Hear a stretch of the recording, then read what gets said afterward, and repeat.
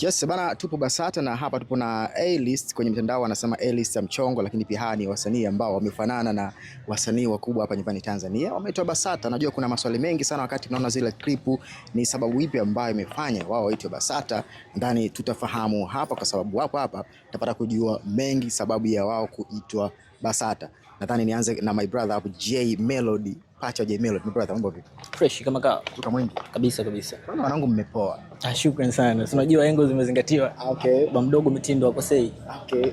Mna designer kwa Of course Bamdogo Mitindo ni mtu ambaye yuko vizuri sana kwenye mambo ya kuvalisha, lakini pia ni mtu ambaye ana kodi kali. Sio kama hivyo Unyamwezi umezingatiwa ma bling bling nini?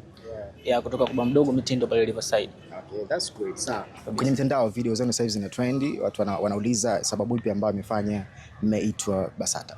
Of course kwanza kabisa tumekuja Basata ili mradi tujirasimishe kuwa kama wasanii rasmi. Sasa hivi tunatenda kama content creator kama ilivyokuwa hapo awali. Sasa hivi tunakuja wenyewe na identity zetu zenyewe. Kila mtu hapa ana jina lake la kisanii, Mario ana jina lake, mimi nina jina langu. Of course naenda kama Jayo au JO. Hata sasa tambulika tena kama Pacha wa J Melody kwa sababu huko ilikuwa zamani, sasa hivi nimekuja kama mtu mpya. Kwa hiyo pia